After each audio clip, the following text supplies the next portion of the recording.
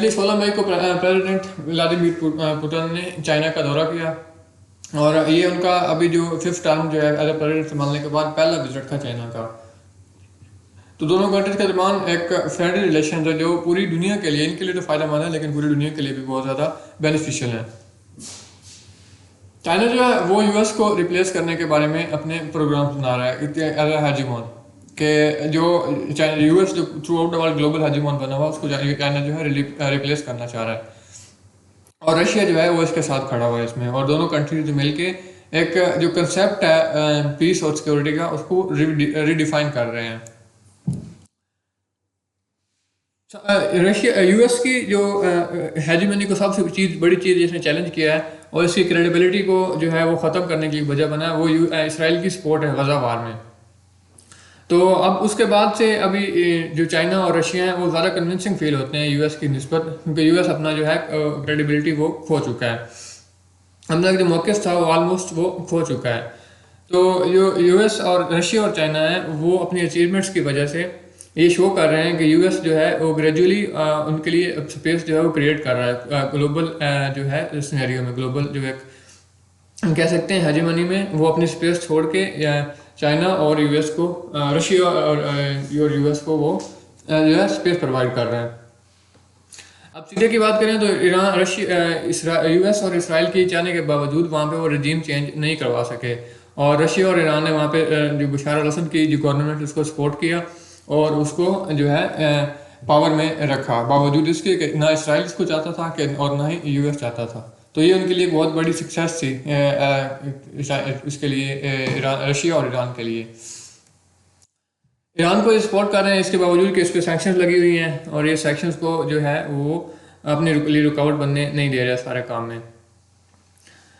Iran को ये shield कर रहे हैं, उसकी इकॉनमी को बेहतर बनाने के लिए इसके साथ काम कर रहे हैं। चाइना जो है वो ईरान का जो है सबसे बड़ा ऑयल एक्सपोर्टर बन गया है।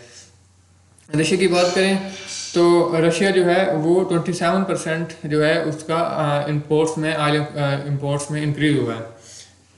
ईरान को जितनी एक्सपोर्ट कर रहे थे उसमें 27% जो है इंक्रीज हुआ है और रशिया की वजह से ही न्यूक्लियर डील जो 2015 में आपको याद होगा एक न्यूक्लियर डील हुई थी यूएस और ईरान के दरमियान में, तो वो रशिया की वजह से ही हुई थी और ट्रंप ने इसको रिवर्स कर दिया था। उसके बाद अब ईरान इसको रिफ्यूज़ कर रहा है, वो किसी किस्म की निगोशिएशन नहीं करना चाह रहा है। ईरान और नॉर्थ कोरिया को सैंक्शन लगी हुई हैं तो उनके जितने भी एसेट्स थे आउटर कंट्रीज़ में वो फ्रोज कर दिए गए थे, लेकिन रशिया ने उनको अनफ्रोज रखा हुआ है। और 2023 में रशिया और ईरान ने लोकल करेंसी में ट्रेड के लिए भी एक एग्रीमेंट साइन किया है। तो ये सारी सूरत हाल देख सकते हैं कि जिस तरह चाइना और रशिया ईरान को सपोर्ट कर रहे हैं यूएस के खिलाफ, इसको भी मेंबर बना दिया उन्होंने एससीओ का, उसके अलावा उसको ब्रिक्स में को ज्वाइन करने के लिए इन्वाइट कर रहे हैं। तो ये ईरान की जो एक स्टैंडिंग है throughout the region, throughout the कह लें कि आप ग्लोब कह लें, वो इसको इन्हांस कर रहे हैं यूएस के सैंक्शन के खिलाफ, यूएस सैंक्शन के बरक्स। तो यूएस के लिए ये क्लियर मैसेज है कि जिस तरह यूएस अपने जो है अरब स्प्रिंग के दरमियान देखें तो उसने अपने एलिज को जो अरब में थे उनको अकेला तनहा छोड़ दिया था, तो रशिया और चाइना जो है वो ऐसा नहीं करने वाले, वो अपने इत्तेहादियों के पीछे खड़े हैं। तो रशिया और चाइना के लिए ये एक अच्छा इंडिकेटर है कि किस तरह से वो अपना इन्फ्लुएंस जो है वो ग्लोबली इंक्रीज कर रहे हैं। चाइना जो है वो रशिया को सपोर्ट कर रहा है यूक्रेन वार के दरमियान में, तो ये एक बहुत बड़ा जो है सिग्निफिकेंट है एक सिनेरियो कह सकते हैं कि यूक्रेन वार के दरमियान में यूएस की मुखालफत के बावजूद ये रशिया को सपोर्ट कर रहे हैं। रशिया की इकॉनमी ऑलमोस्ट चाइना पर डिपेंड करती है, लेकिन चाइना भी अक्सर जो है इसके साथ बहुत से गेंस हासिल कर रहा है रशिया के रिलेशन के साथ।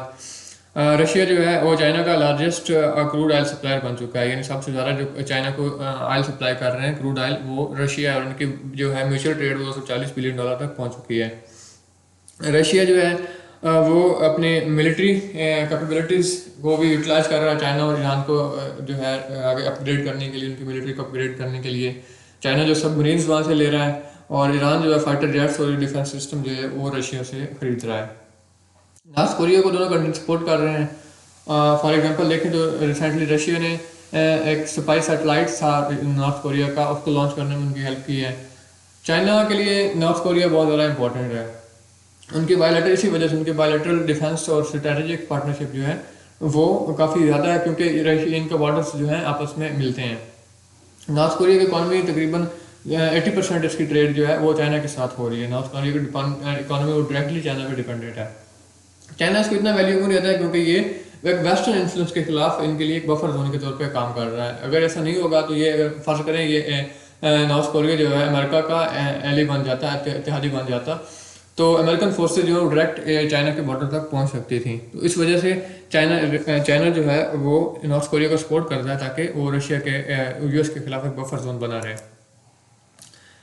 चाइना जो है वो इकॉनमी और अपनी सिक्योरिटी, इकोनॉमिक सिक्योरिटी को प्रायोरिटाइज कर रहा है, और वो इस्टेब्लिश कर रहे हैं कि एक न्यू वर्ल्ड ऑर्डर जो है वो इस्टेब्लिश करें, जिसमें रशिया और चाइना जो है वो ग्लोबल हेजीमॉन के तौर पे सामने आएंगे, ग्लोबल डोमिनेंस हो।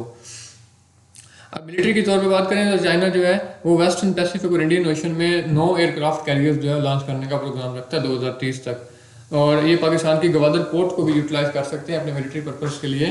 तो और इसके अलावा ये ऑयल ट्रांसपोर्ट करेंगे जो वेस्टर्न चाइना को, तो वो गवादर पोर्ट के तरीके से भी वो इसको इस्तेमाल कर सकते हैं। तो चाइना को बहुत ज़्यादा स्ट्रेटेजिक एज जैसे एक हासिल हो गया है गवादर पोर्ट की वजह से। पाकिस्तान को भी इससे दूर नहीं रहना चाहिए, जो फास्ट डेवलपिंग जो चेंजेस हो रहे हैं इस रीजन में, इनसे पाकिस्तान को दूर नहीं रहना चाहिए। इंडिया ने चाबहार के साथ, चाबहार पोर्ट पे डील की ईरान के साथ यूएस सैंक्शन के बावजूद, तो पाकिस्तान को भी थोड़ा सा आगे अपनी फॉरेन पॉलिसी को एक्सेल करना पड़ेगा। पाकिस्तान को अपनी फॉरेन पॉलिसी जो है वो यूएस के गिर्द रिवॉल्व नहीं करनी चाहिए, क्योंकि पाकिस्तान की फॉरेन पॉलिसी यूएस इंटरेस्ट के ऊपर ही घूम रही हो। पाकिस्तान को ईस्ट के साथ, मशरक के साथ ताल्लुकात में